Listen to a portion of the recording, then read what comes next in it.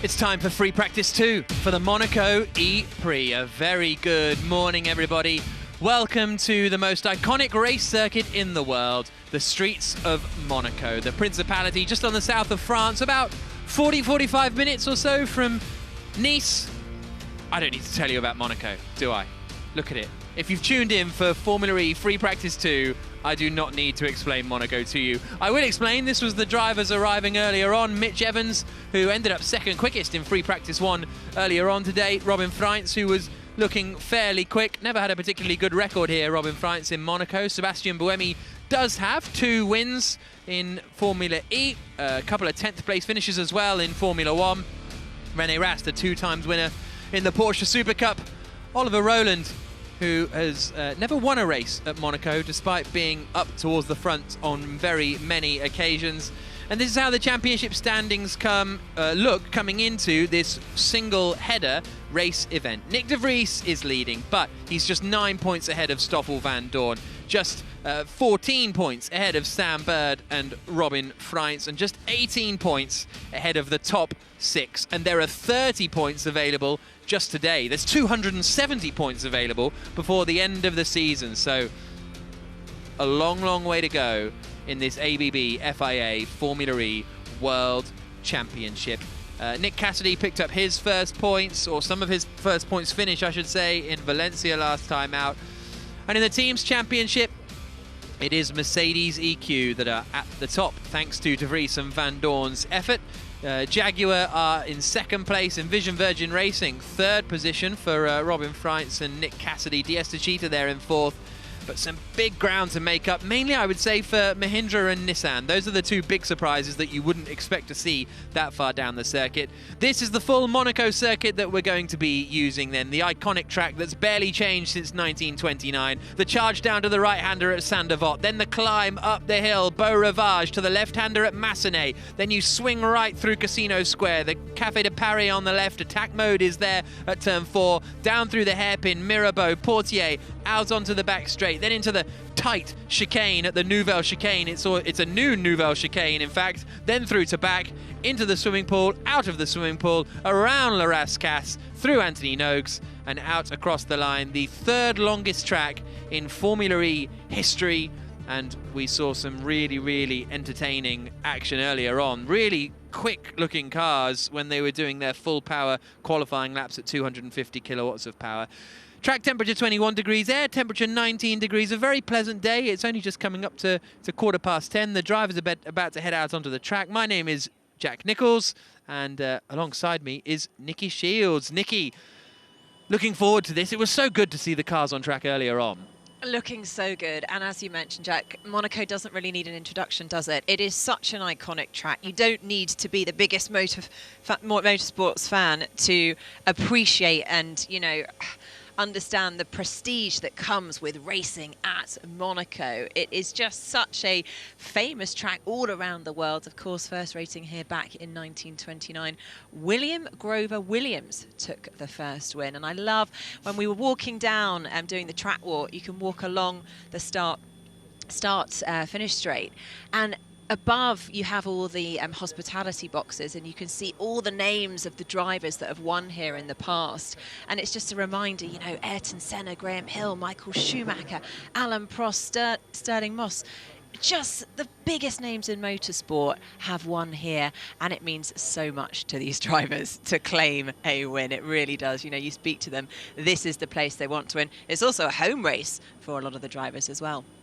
Antonio Felix da Costa about to head out onto track, not one of the drivers who lives in Monaco, and they are all going to charge out onto the circuit. You can see Van Dorn's already got the wheel turned. He is a resident here in Monaco, has won here once in GP2 back in the day, and he makes his way out onto the circuit. Then Jean-Eric Verne at the front of the order. He won 2015 GP2 race, did Stoffel van Dorn, and straight out onto track then. Quickest lap time earlier on today A 1 minute 32.220, 300ths clear.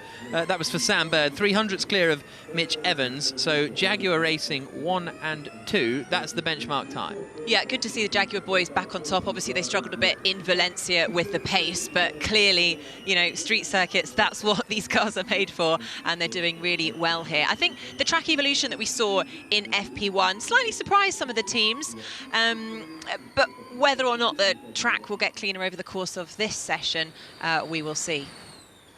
So up to the top of the hill at Massenet, named after the composer.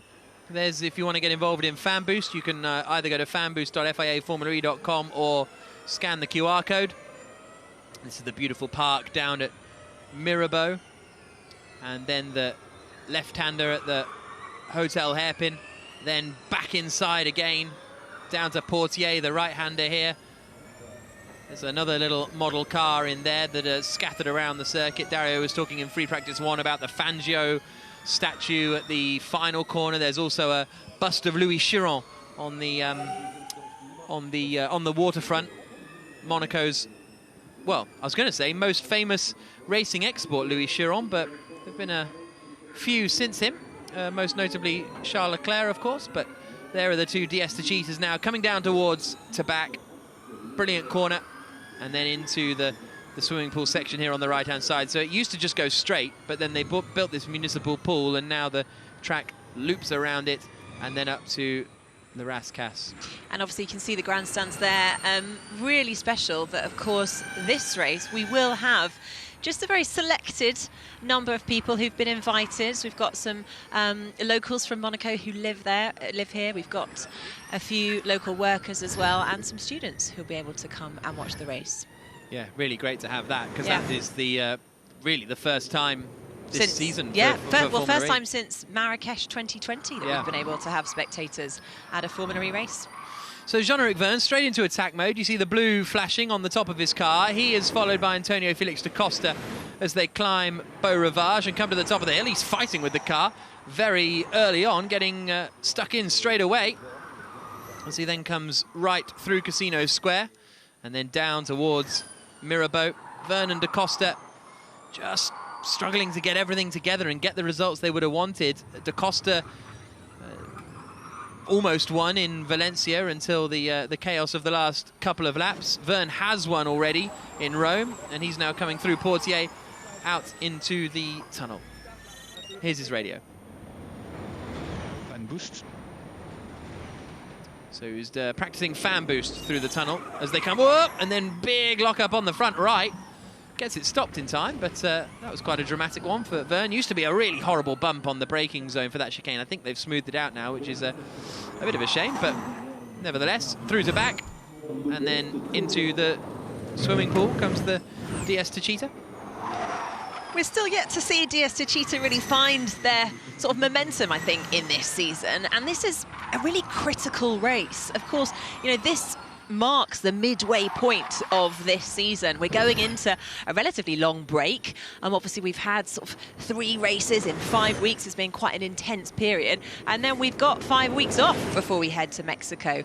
So this really will be the mid-marker of the season. So I think this is the race where the championship title fight really has to start. You know, somebody has got to pull away. Someone's got to really make their mark. So I think DS Cheetah, having a chat to the team earlier this morning, they did feel actually that the car was working really well on this track. I think da Costa, he was sort of tied up in a little bit of traffic on his full power lap, so I think he felt that actually he could have potentially got the fastest lap in FP1, so it'll be interesting to see if he gets faster in this session. Jean-Eric Verne didn't do so well in the earlier session, but again felt, I think a bit of traffic got in the way, so I think these guys could look strong today. Gunter has been on a full power lap the whole time. Oof, and he's right up towards the barrier at Anthony Noakes. And we keep pushing sector 1 on 250. And he does a 1 minute 32.357 then for Max Gunter. So that's pretty much the pace that we were on at the end of free practice 1 earlier on today. So Gunter getting stuck in early on. I must apologise wholeheartedly to Oliver Rowland. He won the Monaco feature race in 2017 in Formula 2, his first win in Formula 2. So I don't know why I got got that one wrong, but there we go. He loves this track, does Roland, and he nearly won in Formula Renault 3.5 back in 2015. Started second on the grid, got a puncture on the opening lap, dropped to the back of the field, and then came from the back through to 5th, attacking everybody. So it was a really good drive that in 2015 for Roland, and then he won in 2017 for Formula 2. So I've just given you that Formula Renault 3.5 chat to prove I do know something about Oliver Rowland, but there we go. Did someone tell you on Twitter that you got it wrong? No, not on Twitter. The team themselves got in touch to say... Even more awkward. Yeah, sorry. Thank you, Clara. 24 minutes left on the clock. On board with Sam Bird, coming down to Portier on a sort of cool-down lap at the moment by the looks of things. Gets out of the way of someone coming behind him. That might have been his teammate Mitch Evans as they come through the tunnel. 24 minutes left on the clock. I'd always love to be in the car at this moment to just work out, how do you cope with that light change? You know, does it really affect your vision when you're driving? It must be a pretty exciting but tough part of the race. Absolutely. So it's that you always wonder what it's going to look like. And this is the thing with Monaco. Monaco's one where you're like, God, I'd really just like to do a lap in a car and see what it's actually like, what it actually feels like, how tight it actually is. Because there's so many things, you know Monaco's tight, and you know Monaco is tight and twisty and all of that. But it's not until, I imagine, you're going around it that you realise quite how bonkers it is, really. I loved Nelson Piquet Jr.'s analogy. I think he said it was like riding a bicycle around your living room. Yeah. So I think that, although actually I suppose Nelson Piquet probably has a very large living room. Maybe we should say. I think that was his dad saying. Was it? I think that's his dad. So he's obviously just copying his dad, yeah. And apparently Andre Lotter has said it as well yesterday, so everybody loves it. Here comes Cassidy. First time that the Kiwi has raced at Monaco. Into the tunnel now. 22.5 minutes to go. Onto the brakes, into the chicane. And this is where it just doubles right a little bit. Then there's this slide out towards the barrier on the exit. And then into to back. On the brakes, through the left. And then through the swimming pool. Using that curb really aggressively, especially Antonio Felix da Costa earlier on today. Nick Cassidy, one of the rookies who's just absolutely blown it out of the park, hasn't he? He's really impressed over the course of this season with that pole position in Rome. Obviously, unfortunately, he did make, well, it was a mistake on the car initially. The car is so good. ECP on, ECP on. Wow, what a positive. On 200, the car is so good, says Cassidy. Very happy with that. Well, there we go. He has normal. Impressed, and he's going to set to continue. That's not normal driver feedback, is it? Everything's great. Cheers, guys. It's not usually how it goes. He's obviously in a good frame of mind, which actually, you know, the team was saying he's in a good place. He had, I think he's just really got to grips with the car in Formula E, considering he's only done 6 races so far. Yeah, and he would have been in Super Pole in his first race, were it not for the red flag for Sergio Sede Camara crashing, as you say. He took that pole position in Rome, was looking really strong in the races in Valencia as well. They'd carved through the field, had Envision Virgin, and even without the chaos at the end, they would have been on for some good points. Now, it's interesting how attack mode is going to affect the race today, because apparently the attack mode is going to cost a bit more time than normal to take. I think normally it takes maybe an extra second when you activate it, but this time it might take between 1.5 and 2 seconds. So actually, you could lose not just 1 place, but potentially 2 places if you take it at the wrong time when, you know, the cars are all close together. Also, really interestingly, normally the position of attack mode is actually on the right, but this time it's on the left, which is quite unusual. And the sensors in the car are on the middle and the right. So the car is going to have to reposition considerably more than normal to activate it. And obviously, you know, we've seen in the past, cars, they don't activate it. It costs them time. They don't, you know, sort of swoop over far enough. Doesn't activate it, costs them time, they lose position, and they still haven't used their attack mode. So are you saying that, this is so interesting, so are you saying that every attack mode we've ever had has been on a left-hander, basically? It's kind of the point. I wouldn't like to call every, but like the majority. The majority, yeah. That's so interesting. So and because of the sensors being in just the middle or the right, obviously it just requires more repositioning of the car. That's yeah, wow. Well, there you go. That's great. I'm just trying to think back, and I'm thinking, yeah, Marrakesh is a left-hander. Santiago was a left-hander. Berlin was always that left-hander at the end of the back straight. What a great little bit of knowledge that is. Who told you that? Here comes Roland down into Mirabeau. I worked it out on my track walk, Jack. Did you? And the winner of the 2017 Formula 2 race at Monaco, Oliver Roland. Who could forget that stellar drive? I actually sat and watched in preparation for this weekend the Formula Renault 3.5 race from 2015, where he got a puncture at the first corner after a collision, then carved back through. I actually sat and watched that. I should have watched the F2 race, really. Here he comes onto the brakes. I also commentated on him winning comfortably in the Race All-Star Series sim race at Monaco. He only did one race in the sort of virtual esports championship, turned up at Monaco, stuck it on pole, disappeared away at the front, and that was that. Got really into his sim racing, did Oliver Roland. I love Oliver Roland. His approach to racing is just elbows out, I'm here, let's go all guns blazing. He's a great character in the pit lane, that's for sure. He slides the car around beautifully. That qualifying lap in Rome, where he ended up whacking the wall on the exit, but it was a lot of fun to watch. He goes second quickest at the moment, a 1 minute 32.655, 3 tenths away from Gunter. But yeah, they're doing lap times at the moment not too far away from what they managed on 250 earlier on. Sergio Setecamera has not been out, so they had a problem with that car in free practice 1, and it looks as though they haven't been able to get it ready yet for free practice 2. Dragon Racing, their new powertrain for this weekend, as Lucas de Grassi comes up to the top of the hill, followed by Alex Lynn through the left-hander at Massenet, and de Grassi now dropping down the hill. As, of course, are Nissan Edams running their new powertrain as well. So, looking quick for Oliver Roland. It's interesting, though, because Oliver Roland, you know, he's been up there kind of in Group 2. He's done pretty well in qualifying, but hasn't really sort of delivered during the races. I mean, he's 12th in the championship at the moment, but perhaps with this new powertrain and the times looking so good, qualifying, this is obviously so important in Monaco. You really, I think actually that's the other thing that teams are saying, that they're really focused. We can save energy. I'm pretty neutral on the energy bar, and then the last sector we lose everything. And everything's a bit too late into the back in the swimming pool. Okay, understood. Okay, so Lynn basically saying that the first 2 sectors of the lap, he's kind of been able to hit his energy targets, and then suddenly it all disappears in the final sector. But do continue. Well, I was just going to start talking about Lynn, actually, but... All right, fine. Well, I was just going to say about Lynn, because it's interesting how many of the Formula E drivers have raced in Monaco.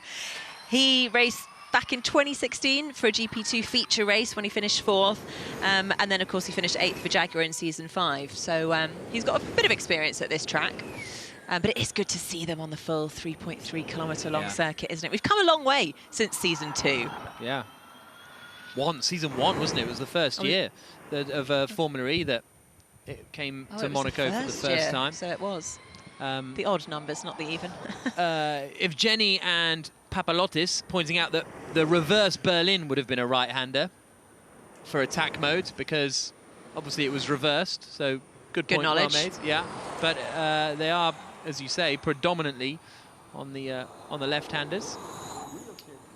But no, back to what I was saying about the teams, just really, you know, obviously back to a traditional street circuit, overtaking is going to be tricky, it's challenging, we know that. Therefore, there has been more focus on qualifying. I think that's what a lot of the preparation has been on the simulator into perfecting that qualifying lap. Well, I think there's so much, it's so competitive now that back in the day, back in the day, and if you didn't qualify well, it didn't matter, because if your race pace was good, then you could come through the order and still win. You look at Audi in Season 3 and 4. If de Grassi started 5th, he'd probably win the race, especially Season 4. Whereas, big lean from Dennis there. Whereas now, if you quali 18th, you're done. You're not coming through to win still. But does it matter, Jack? surely all that matters is if you're in Group 1 at the top of the championship, all that matters is that you out-qualify whoever else is in Group 1. If you start in P16 or P19, as long as the rest of your group are behind you and you finish the race ahead of them, I mean, obviously you want to win a race, of course. Yeah, but then all the people from Group 2 are going to be coming to join the fight. That's the thing. But that's why I think quali is more important these days. That, you know, it was one lap pace was always the thing at the start of Formula E, because it was street circuits you thought we can't overtake. Then everybody realised actually you can overtake. So let's just get a car that can do good energy management. Now you really need both, I think. Yeah, absolutely. And actually, I don't think energy management is going to be anywhere near as critical, you know, that we saw in Valencia, for example, or other of the sort of longer tracks, which again means there's a bit more overtaking opportunities because the drivers will be able to attack. Jean Todt, the president of the FIA, arriving at Monaco.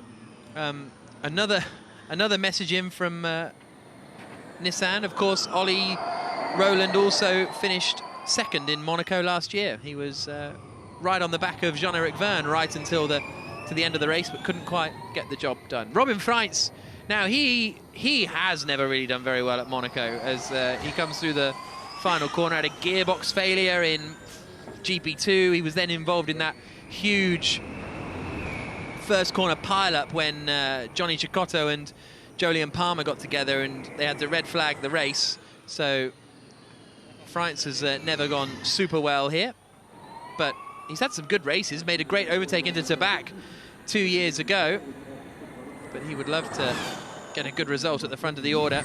Great, I love that through Tabac, great stuff. And we've got 13 minutes left on the clock. And looked fairly quick in free practice 1, did Robin Freitz, third quickest for the Envision Virgin Racing team. Be nice to see him battling his old teammate again, Sam Bird. I love that, how ironic. Yeah. Their first sort of race against each other. They were fighting for a win. But it is just, you know, a reminder of that, where we've come since season 1. You know, it is just brilliant to see so many manufacturers now all arriving in Monaco. And actually, while we've been here, there are so many manufacturers with incredibly cool electric sports cars, all just dotted and peppered around the racetrack. You know, we've seen them either sort of doing hot laps on the track, or they're sort of ferrying the drivers around, which again is a reminder. I think when we came to Monaco in season 1, there was maybe the i3 and a Nissan Leaf hanging around, but that was about it. Whereas now we've got some really awesome electric sports cars. Previously, you know, they were only internal combustion engine ones, which is the home of Monaco and the super rich and the glam and the cool cars. Why don't you live here? I'm not rich. Okay, you got the rest. You got the rest down. Nice on-air pitch for a pay rise, though. That's good commitment. Thanks, Jack. Always trying, always trying. No, I know. 11 and a half minutes left on the clock. Gunter still quickest from that very early full power lap, a 1 minute 32.357, which there you can see attack mode. Lotter are taking it and losing quite a bit of ground to Sebastian Buemi.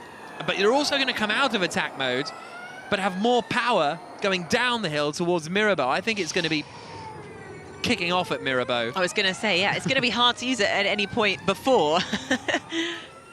Okay, so that's where you want to be watching the race from. Yeah. Sebastian Buemi into the tunnel. Pole and 2 wins. In fact, Edams are the only team that have taken pole position here. Sebastian Buemi, when it was Renault Edams in seasons 1 and 3, and Oliver Rowland secured pole position 2 years ago, but had a 3-place grid drop for a crash with Alexander Sims in the previous race in Paris, so had to start down in 4th place. Still managed to come back through to finish second, did Rowland. But yeah, Edam's the only team to have pole position. We'll see whether Buemi can get it. It's been a long time since Buemi's last pole position came in New York City at the end of season 5 for Sebastian Buemi, 18 races ago. He's enjoyed a lot of success in Monaco, though, so if this is the time to impress, you know, now is the chance to do it. I mean, Sebastian Buemi's season 2 champion, and he's down 22nd in the driver's standings. You know, only scored points in 1 race out of 6. It's really not been a good season for him so far. But hopefully with this new powertrain, he can turn things around. I think that, especially for Roland, I think the issue has been he's always been in that kind of middle ground of he's always been in Group 1 or 2, and then he does a great quali, and then he finishes, you know, in the middle of gets some good points, but then he's not. It was almost like Sam Bird. The way to be at the top of this championship is the extremes. First and a second, don't finish any others. You're third in the championship. Well, you look at Pascal Wehrlein, 4th, 7th, 8th, great consistency, but it's not racking up the points haul almost. It's exactly the same with the Mercedes boys as well. You know, they've each of them. Well, Nick de Vries has won 2 and DNF twice. Yeah. And then Stoffel won 1 on podium 1 and then DNF twice. So actually, I mean, they just need some consistency, don't they? You know, if they could start being consistently on the podium, then they're really looking at a strong championship fight. Yeah. 9 minutes left on the clock. It's interesting, though, Nick de Vries, it seems that I think he can sort of, you know, when he's at the front, he's really good and quite calm in the car and he can control the race. However, if he's in the mid-pack, he gets a bit unsettled, a bit agitated, a bit frustrated, I think, and that's when things can go wrong. So again, going back to what we were saying, how important qualifying is. Get out ahead, stay out of trouble. Just like Jake Dennis in Valencia, indeed. Just like Alexander Sims in Diriyah Race 2 in the start of Season 5, where Sims took his one and only Formula E race win. Felt for Sims in Valencia, actually. He had 2 really strong drives, especially Race 1 was really good, carving through the field, looked set for a podium, no problem, before the energy ending. And then Race 2, he actually did a really good job in qualifying to qualify 11th. I think he was one of the front runners in his group, was looking set for a good race, but had a drive-through penalty because the team overcooled the battery while he was in the garage. That's Sergio Sette Camara heading out on track then. So just behind Sims, Sette Camara there is out on track for the first time. So that is good news. And here now is Max Günther coming into the hairpin. Oh, I haven't got to the bottom of his helmet, actually, because it looks like it's a new one to me, because it's normally red with sort of flashes of white, but it's looking all a bit whiter, so need to get to the bottom of that. He is... Did you see Antonio Vinicius Costa ask Robin Frantz if he could borrow his helmet? No, when? They did it on social. It was on... And what did they say? Robin was sort of in disbelief at the question, sort of said no. And so Antonio has to say, I was only joking. It was just a joke. There was a time when Robin was struggling so much in Diriyah, he tried to get Nick Cassidy to wear his helmet so that he didn't look as bad as what he was doing, which was quite funny. Brilliant. Now, would that really confuse you, though? Because obviously, you know, I look at the cars, you look at the helmets. Yeah. It would be. To determine who's It'll be who. very confusing. Oh, like scraping along the floor there, Günther. Here he comes out across the line in attack mode, and he's going to improve on his lap, I think, and does a 32.105, so quicker sort of in attack mode than he was on his full power lap earlier on, right to the wall on the exit. And here he is coming through to back. Oh, lovely. Into the swimming pool. Through goes Günther. There was a famous occasion where David Coulthard raced at Monaco with Michael Schumacher's helmet. 1996, I want to say. I think it was 1996 Monaco Grand Prix. Coulthard raced with Schumacher's helmet because Coulthard his was fogging up or something in the rain or something like that. I can't remember the exact reason. Who won the race? 1996, Olivier Panis. His one and only Grand Prix victory for the Ligier team. I know. Schumacher crashed out on the opening lap. I'm sure it was 96. Obviously, I now have to fact check it, but there we go. On board with Jake Dennis. Winner of the last race in Valencia, leapt him up to 8th in the championship. On board with him now. He's obviously got a lot to learn. I think first time of being in Monaco. Because obviously now that we are running on the full track, having that experience will be a huge help to the drivers. Particularly, we didn't have any shakedown sessions yesterday, so you've really got to hit the ground running coming into today. And then, of course, it didn't help having the red flag earlier caused by Sergio Soto Camara, who unfortunately just stopped on track. Team didn't really know what the problem is, but good to see him back on track. Although, again, his time on track this morning will be so limited. It's going to make qualifying very hard for him. Has raced here in the past, Sergio Soto Camara. Best result third in the 2019 feature race behind De Vries and Matsushita. And that Coulthard-Schumacher story I told was pretty much accurate, so there we go. Well done, well done. It was good knowledge, Jack. Coulthard's helmet kept fogging up. You deserve a bit of dried mango for that. Here you go. I'm not going to eat on air. I've never had dried mango. I'm not actually going to eat on air. 4 minutes to go. He looked at it, though. Yeah, well... He thought about it. Yeah.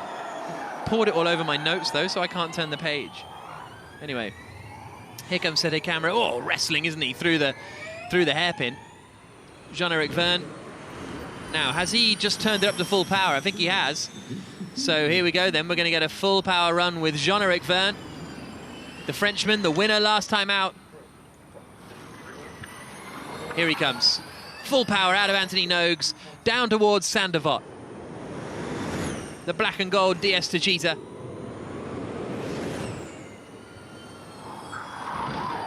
Here the tyres chirping as he gives a little bit of leeway on the exit, doesn't get right up on the curb.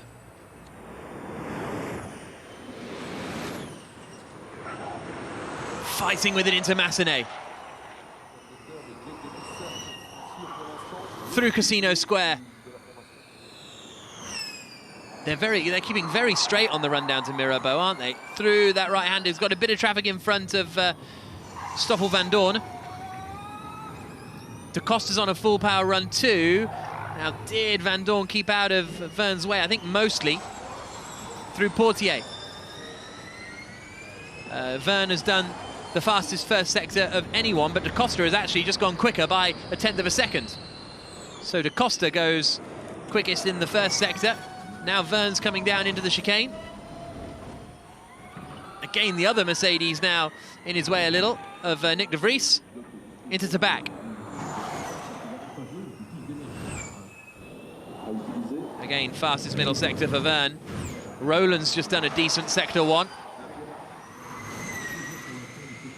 Roland, who was looking at finishing on the podium in Valencia before the energy trouble as well. Now here comes Vergne through the final turn. Oh, De Costa's just gone quickest in sector 2. Yeah, De Costa's on a big lap here. Here comes Vergne across the line. He goes quickest on a 1:31.759, but we're on board with De Costa here, who's a quarter of a second up on his teammate. Into the final turn now at Anthony Nogues. Little clunk on the curb, and De Costa cuts the timing beam, and the reigning champion goes quickest by 0.4 of a second. Really big lap. Now we're driver's eye with Roland sliding his way out of the final turn. It's not been a bad lap so far for Roland. Will he split the DS Techeetah as he does? Almost equidistant between De Costa and Vergne then for Oliver Roland. Nick De Vries has just set the fastest first sector of anyone in the Mercedes. Here comes Alex Lynn across the line in the Mahindra. And Lynn goes up into 5th place, 0.8 of a second adrift. Quite a long way off De Costa there then for Alex Lynn, Freins, De Vries, De Grassi, Rast, all on full power laps now. So we'll try and keep an eye on them because Mitch Evans has now gone quickest in sector 1.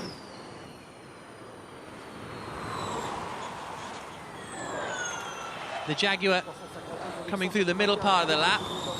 De Vries will get his middle sector split in a moment. Oh, has De Vries got traffic? He's up behind Alexander Sims. Can't quite make out if Sims is on full power as well. He's certainly attacking. I think he might be. Middle sector for Nick De Vries is, well, you can see he's quicker than Sims, can't you? He's 0.5 down. Evans is on a great lap here. He's over 0.2 up. De Vries is going to be very annoyed that his lap got a little bit ruined there by Alexander Sims, but they're both on full power, so there's not really much that Sims should have done. De Vries up into 5th place. Evans across the line. And the Jaguar goes top. a 1 minute 31.118. Wow, the Jaguars are really back, aren't they? That's really impressive. Checkered flag is out. Session comes to a conclusion, but we've still got some laps coming in.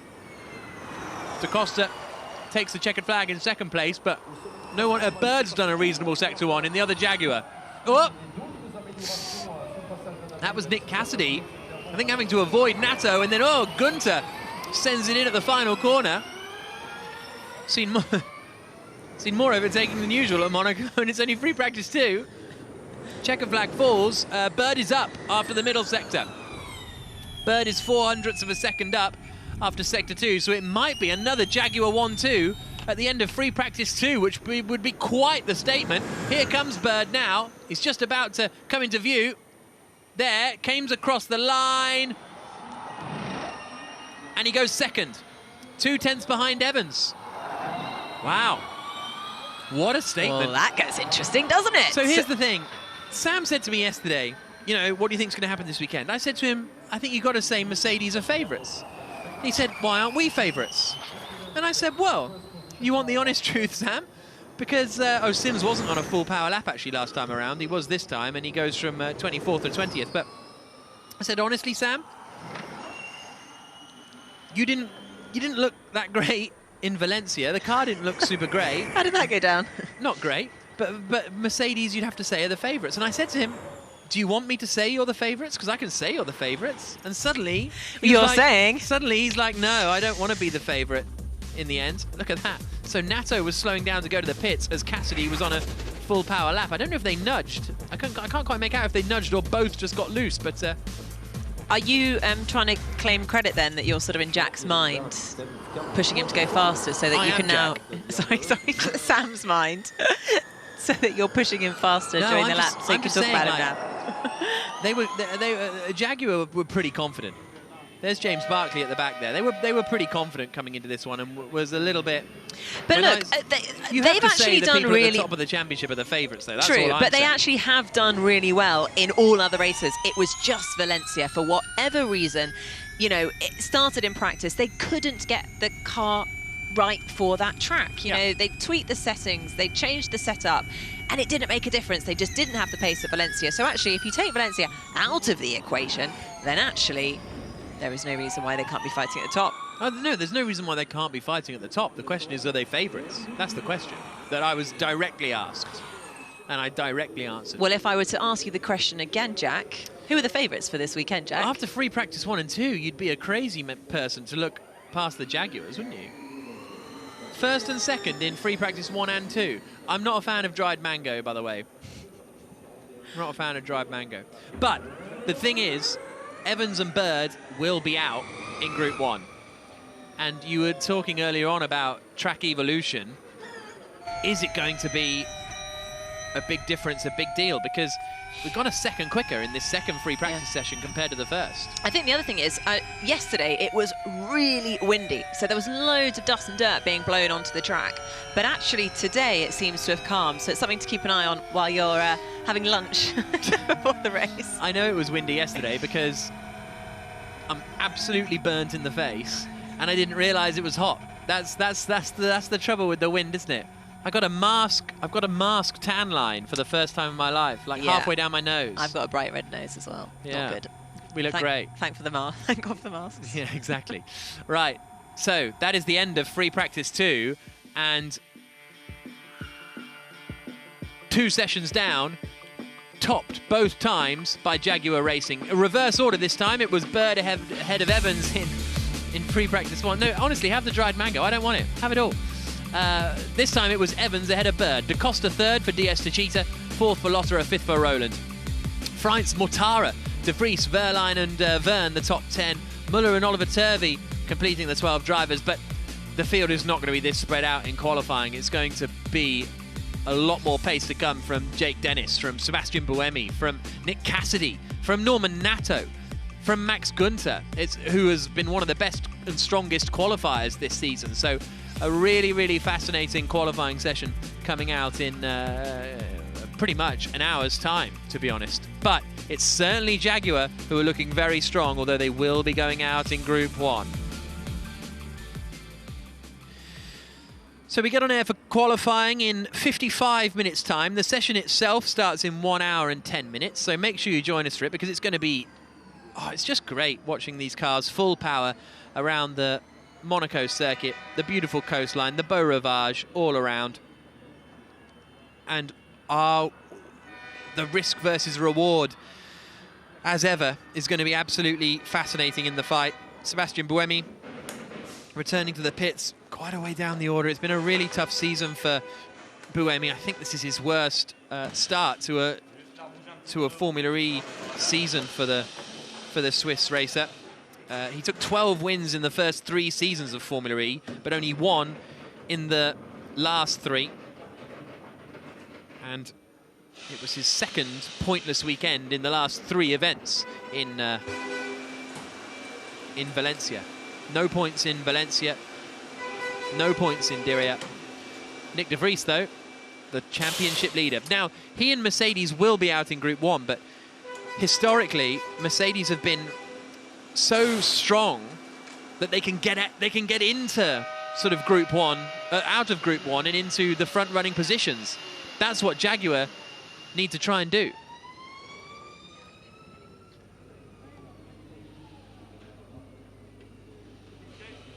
Jake Dennis there, making his way into the garage to get weighed. There's Oliver Rowland, winner of the 2017 Formula 2 race here. I'll be saying that every time now. And Mitch Evans gets wheeled back in as the quickest driver. And of course, Fan Boost will give the drivers an extra shot of energy, which they can use up to 250 kilowatts of power. You can vote online at fiaformulae.com/fanboost or scan the QR code there on the right-hand side. Turvey's still there in the top 5, but Verne is just outside. Lotterer, Evans, Sete, Cameron, Sims, the remainder of the top 10, and it's going to be really, really interesting. It's for Formula E. In terms of Formula E, it's 2 quite long straights here, so Fan Boost is going to be really, really important, I think, later on this afternoon. And we saw a lot of testing in the tunnel. We saw them testing it up the hill as well, because that's going to give you a big boost up towards Massenet. Here's a look back at the highlights of the second free practice session ahead of the Monaco E-Prix of 2021. The 2 DS Cheetahs first out on track, as they always are, being the reigning champions and being at the end of the pit lane. There's a look at the attack mode activation zone. Nico Muller going through it, and the BMWs were on it straight away. Jake Dennis and Max Günther pushing hard. Günther went to the top of the times. Dennis coming through La Rascasse and up towards Anthony Nogues, but Jaguar first and second in free practice 1. They ended up first and second in free practice 2 as well. The opposite order, Evans ahead of Bird, but nevertheless a really, really strong morning for the Jaguar team. Bird looking for another win, and another win around Monaco. He's won in Formula Renault 3.5, he's won in GP2. Now he would love to win in Formula E as well. This was on board with Rowland coming through the final corner. The wheel spin as he got up on that curb on the exit of Anthony Nogues. But as I say, it was the Jaguars of Evans and Bird that ended the session quickest. Mitch Evans at the top of the times as he took the checkered flag, a 1:31.118 for Jaguar after a very, very impressive morning. Right, make sure you join us in 55 minutes time. We'll be going on air for qualifying. The session itself gets underway in 1 hour and 6 minutes time. It's going to be absolutely frantic. Full power qualifying on the full Monaco Grand Prix circuit. The championship order could really be shaken up today. Can one of these drivers take control of it? We'll find out in qualifying.